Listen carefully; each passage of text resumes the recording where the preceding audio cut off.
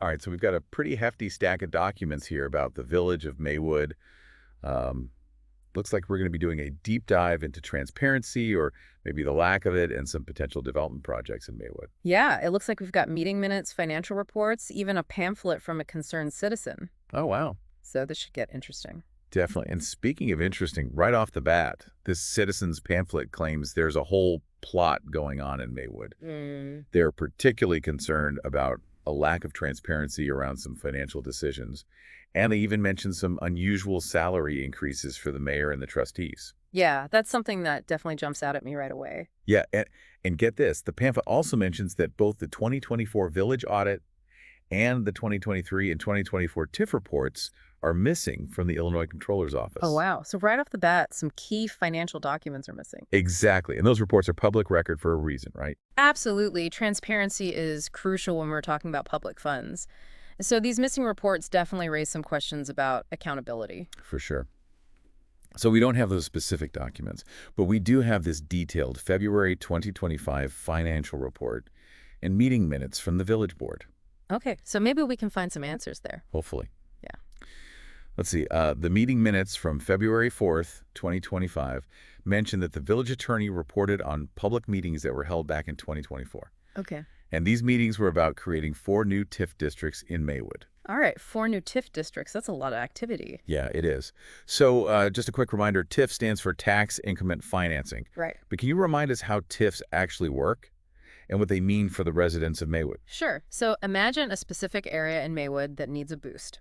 You know, maybe it's struggling to attract businesses or it needs some infrastructure improvements. Sure. A TIF district is created to help fund redevelopment projects in that area. So how does the funding actually work for these projects? Well, it's kind of like a self-fulfilling prophecy. Interesting. So the idea is that by investing in these improvements, the value of properties within the TIF district will go up, Right. which should lead to increased property tax revenue. Makes sense. And then that extra revenue that's generated the increment, that's what's used to pay for the projects that spurred that growth in the first place. Ah, so it's like they're using future growth to fund current development. Exactly. And it can be a really powerful tool to revitalize areas that have been struggling. You know, maybe they've been neglected and to attract new businesses. But there are some potential drawbacks. Oh, really? Like what? Well, sometimes TIFs can divert funds away from other essential services like schools or public safety. Oh, that's a good point. Yeah, and they can sometimes lead to residents being displaced if property values rise too quickly. Right. I can see how that would happen. So it's a balancing act for sure. Okay, so where exactly are these 4 new TIF districts in Maywood? So we have the Maywood North Area Number 1 TIF District, and that spans from Main Street to the northern village limits. Then there's the Maywood Middle Area Number 2, and that covers the area from the northern boundary of the Union Pacific Railroad limits down to Madison Street. Okay, and then there's the Maywood Mid-South Area Number 3 TIF. Right. And that one stretches from Maywood Drive to Harrison Street. And finally, the Maywood South Area Number 4 TIF. Yep. And that covers the zone from Baton Drive to Roosevelt Road. So it seems like they're aiming to cover a pretty significant portion of the village with these TIF districts. It's ambitious, but with those TIF reports missing, it's hard to know exactly what projects they have in mind for these areas. Exactly. And that takes us right back to those concerns in the citizens' pamphlet. Without those reports, there's no way for residents to understand the potential financial implications of these TIF districts. Yeah, that lack of transparency is definitely a red flag. And speaking of financial implications, the March 4th meeting agenda mentions a specific TIF applicant, Windy City Ribs and Whiskey. Yeah. They're asking for a grant of up to $25,000 For building rehabilitation and signage. Okay, so that's an example of how TIF funds can be used, but it also raises the question, is that really the best way to use those funds? Right. You know, is attracting one single business the most effective way to revitalize an entire area?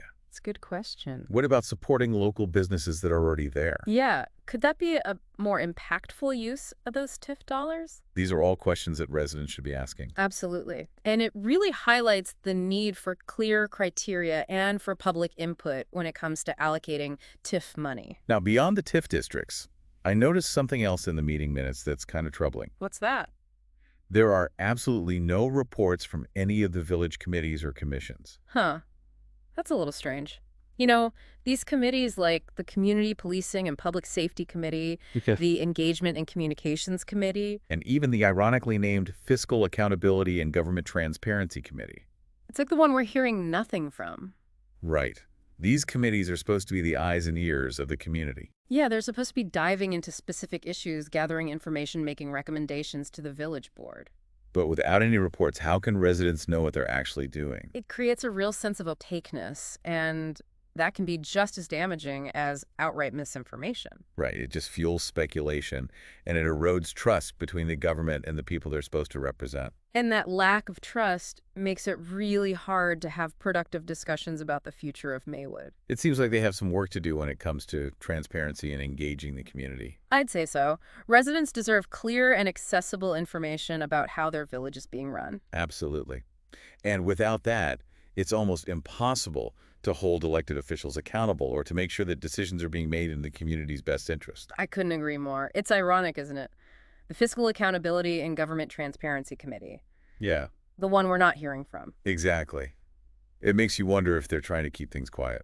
Well, we need facts, not speculation. And luckily, we do have this February 2025 warrant list, Okay. which shows how the village spends its money.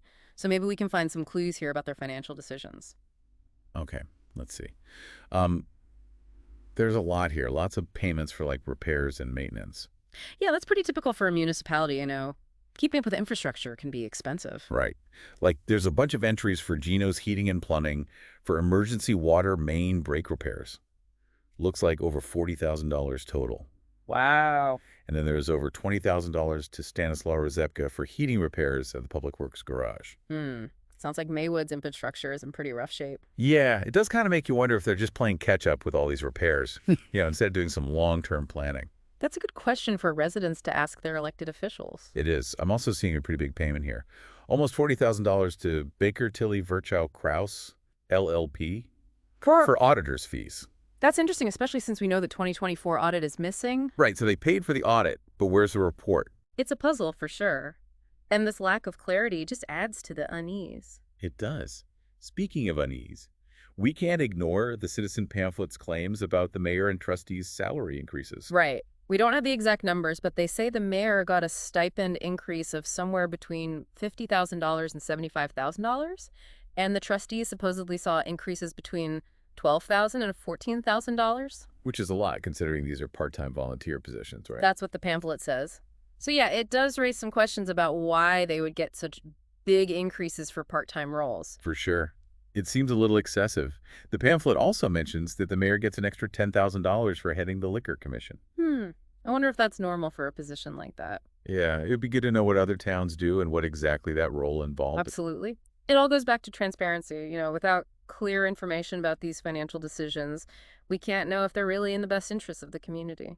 Right, and that's why those missing reports, the audit and the TIF reports, are so important. They could give us the information we need to figure out if the village is being financially responsible. For sure. Okay, let's switch gears for a minute and look at these police reports you included. They give us a glimpse into what Maywood residents are dealing with on a daily basis. Yeah, so this January 2025 monthly report shows some pretty worrying trends. Oh, like what?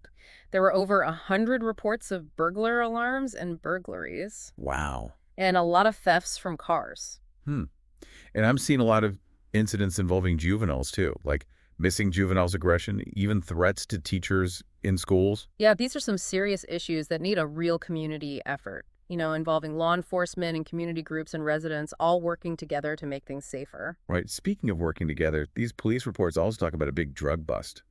They found over 5 ounces of heroin. Wow. Apparently worth something like $15,000 to $20,000 on the street. That's a lot. It sounds like Maywood is dealing with some of the really tough consequences of the drug trade. Definitely. And that just emphasizes the need for a multifaceted approach, with prevention and treatment and law enforcement all working together. But who's actually addressing these issues?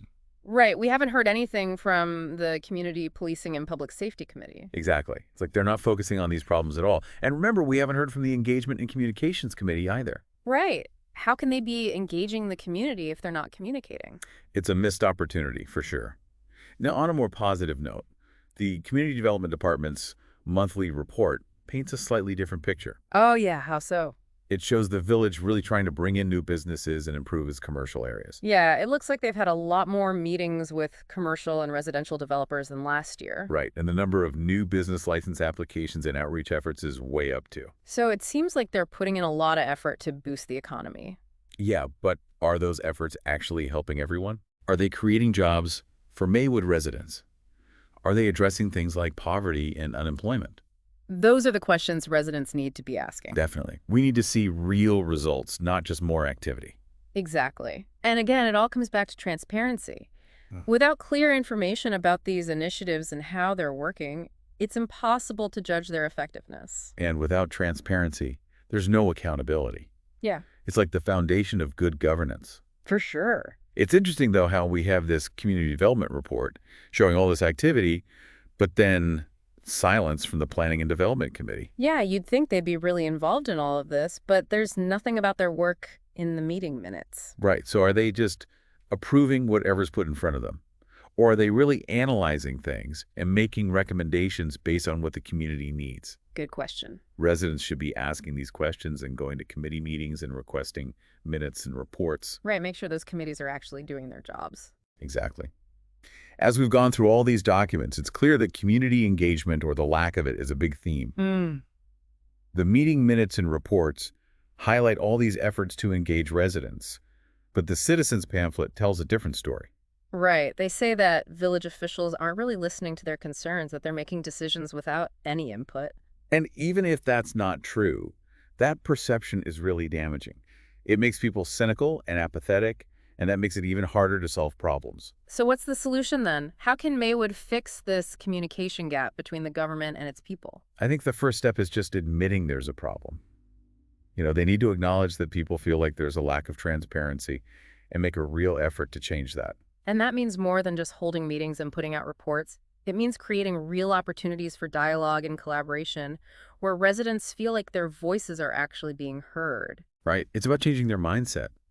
Instead of seeing residents as just passive recipients of information, they need to see them as active partners in shaping the future of their community. Exactly. That sense of shared responsibility is what will help Maywood overcome its challenges and build a better future for everyone. There's this real disconnect, between what the village says they're doing and what residents are actually experiencing. Yeah, perception matters. Even if the village is technically, doing everything by the book, if residents feel like they're not getting the full story, that's a problem. Right, and we see that in the citizens pamphlet. They even talk about specific instances where they feel ignored, like with these new TIF districts.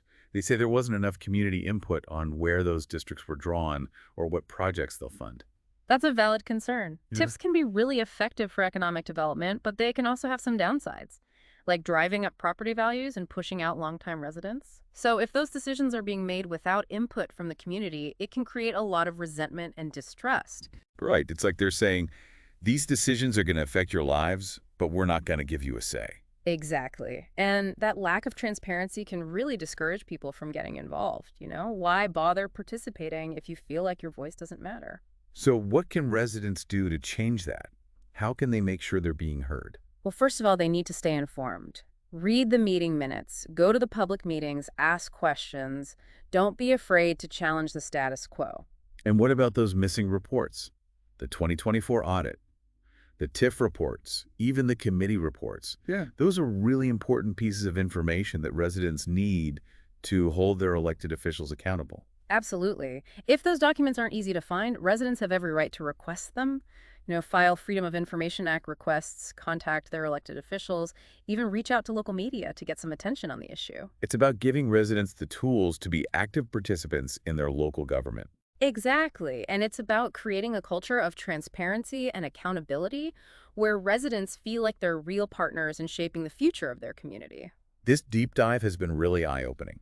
It's easy to forget that we all have a voice in how our communities are run. But that voice only matters if you use it. By staying informed, asking questions, and holding your elected officials accountable, you can make a real difference. So to all the residents of Maywood listening, remember, knowledge is power. Don't be afraid to ask questions, demand answers, and fight for a more transparent and accountable government. The future of your community depends on it. Well said. Thanks for joining us for this deep dive into the village of Maywood. It's been a fascinating look at the complexities of local government and the importance of transparency and community engagement. It really has.